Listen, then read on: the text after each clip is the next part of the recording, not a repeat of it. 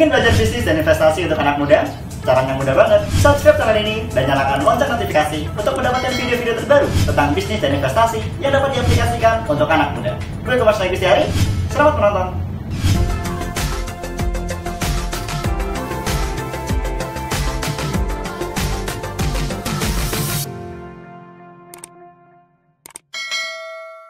Halo teman-teman, balik lagi di channel YouTubeku Kumas Magic. Nah, kita berbicara soal gengsi, soal gaya. Teman-teman mungkin pernah ingat rumus fisika dalam menentukan perubahan, usaha dibagi dengan gaya. Nah, kalau kita ingin sukses secara perubahannya ya, hasil perubahannya ingin besar, teman-teman harus memperbesar usahanya daripada gayanya. Kalau teman-teman perbesar gayanya, nanti perubahannya akan semakin mengecil, ya kan? Sama seperti hidup, itu adalah sebuah analoginya ya. Sama seperti di hidup, kita juga perlu perbesar usaha daripada gayanya. Anak-anak muda yang terlalu mementingkan gaya dan gengsinya, memiliki usaha yang sangat kecil untuk menghasilkan produktivitas, tentu akan sangat rugi karena perubahan dalam hidupnya menjadi sangat lambat dan kecil. Nah, anak-anak muda nih, terutama pelajar atau mahasiswa yang memang tidak merasakan bagaimana sulitnya mencari uang, sering terlena untuk menghabiskan uang secara cepat dan instan. Ketika dikasih uang saku orang tua, habis. Ketika dikasih uang saku orang tua, habis. Mungkin habisnya tidak untuk hal-hal yang produktif, bisa jadi untuk hal-hal yang sangat konsumtif. Nah, ini sangat berbahaya sekali dan bisa membahayakan masa depannya.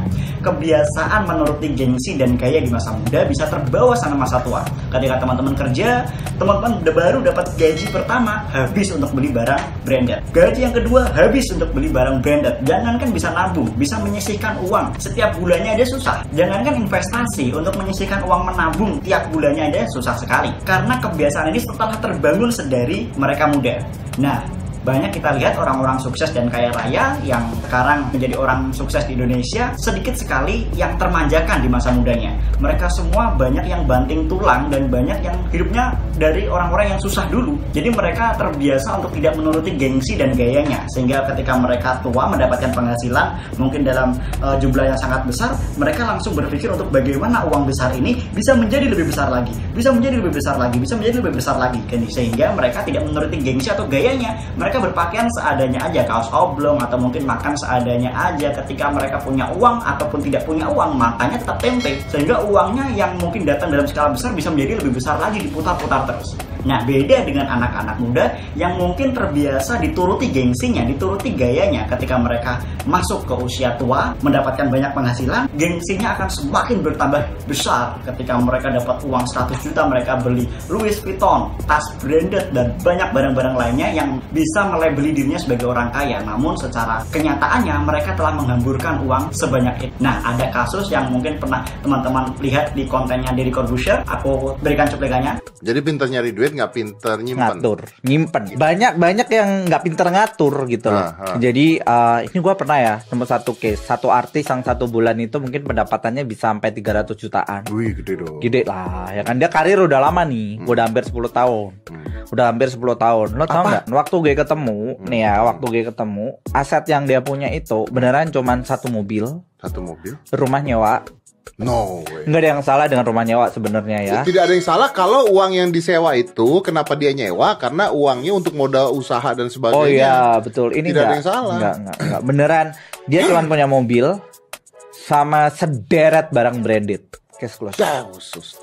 Nah, penghasilan 300 juta aja bisa habis dalam waktu sebulan dan mereka tidak, dan artis ini tidak memiliki aset sama sekali dalam hidupnya. Nah, ini kan parah sekali ya. Gengsi yang lebih besar daripada pendapatan, gengsi yang terlalu besar ini bisa membuat teman-teman nanti susah menjadi sukses dan kaya raya di masa depan, teman-teman. Jadi jika teman-teman ingin menjadi orang sukses di masa depan, lebih baik kita bersusah payah di masa muda dulu. Nggak usah turutin gengsi atau gaya, kita hidup sewajarnya aja, sebutuhnya aja. Setiap barang-barang yang ingin kita beli pastikan adalah barang-barang yang sangat dibutuhkan, bukan barang-barang yang hanya liabilitas. Ketika teman-teman beli membawa manfaat yang besar, sehingga teman-teman akan menjadi orang yang sangat bijak sekali dalam memperlakukan uang. Sehingga di masa depan nanti teman-teman jika dapat uang banyak, teman-teman tetap sederhana, teman-teman mendapat uang sedikit juga teman-teman tetap santai aja. Nah, aku pernah punya kutipan dari seorang motivator Indonesia yang sangat ternama, bahwa tujuan hidup kita tuh nggak boleh sederhana, harus yang besar, tapi sikap kita lah yang harus selalu sederhana. Ya, teman-teman boleh berangan-angan menjadi orang kaya, bagaimana menyusun strateginya menjadi orang sukses, namun tetaplah bersikap sederhana. Itulah kuncinya. Oh ya, dan untuk anak-anak muda, teman-teman yang pelajar atau mahasiswa mahasiswa tentu kan belum punya pendapatan sendiri ya, jadi teman-teman harus bijak sekali mengatur keuangan yang diberikan oleh orang tua. Jangan sampai selalu habis, teman-teman harus sisihkan untuk menabung juga, harus uangnya itu produktif, bisa menjadi lebih banyak lagi, sehingga sumber uang dari orang tua itu menjadi modal teman-teman untuk melipat gandakan uang tersebut. Jangan selalu habis dan menganggap uang itu ya mudah untuk mencari orang tua, padahal itu sangat sulit sekali. Nah, aku juga pernah buat story di Instagram tentang pendapatan dan pengeluaran. Kalau diriku sendiri ya, di story Instagram ini aku selalu menyertakan kalau gengsiku itu gak besar. Aku selalu memenuhi kebutuhan hidup bulananku ya, itu hanya 20% untuk kebutuhan bulanan.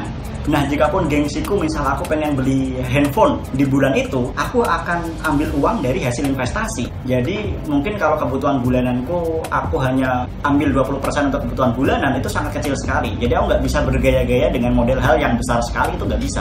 Karena pendapatan aku juga nggak seberapa, aku harus investasikan 60%, dan hasil investasi itulah yang bisa memenuhi kebutuhan gaya-gaya dan gengsi-gengsiku. Jadi jika teman-teman nanti punya pendapatan, 20% untuk kebutuhan bulanan, 20% lagi untuk orang tua, untuk sedekah, untuk beramal ya. Yang 60% kalau ini ikut-ikut aku ya, kalau ingin mengikuti caraku ya 60% untuk investasi. Hasil investasi ini nantilah yang bisa buat reward bagi diri teman-teman. Misal hasil investasi 1 tahun teman-teman dapat 20 juta, silahkan beli motor deh. 5 tahun ternyata dapat 1 miliar gitu, silahkan bangun rumah, silahkan menikah ya, pakai uang tersebut, itu sebagai reward, tapi tidak mengganggu pendapatan teman-teman ya. Jadi akan selalu jadi tidak mengganggu kebutuhan bulanan teman-teman. Jadi sikap akan selalu sederhana tapi berproses menjadi besar dan luar biasa. Jadi kalau ingin memenuhi kebutuhan gengsi atau gaya, ambillah dari pendapatan yang pasif, jangan pendapatan yang aktif. Semoga video ini menyadarkan teman-teman dan membantu teman-teman untuk berpikir lagi menjadi lebih dewasa tentang finansial dan bagaimana menyeimbangkan gengsi dan pendapatan. Gue Mas Yustiari, bye-bye.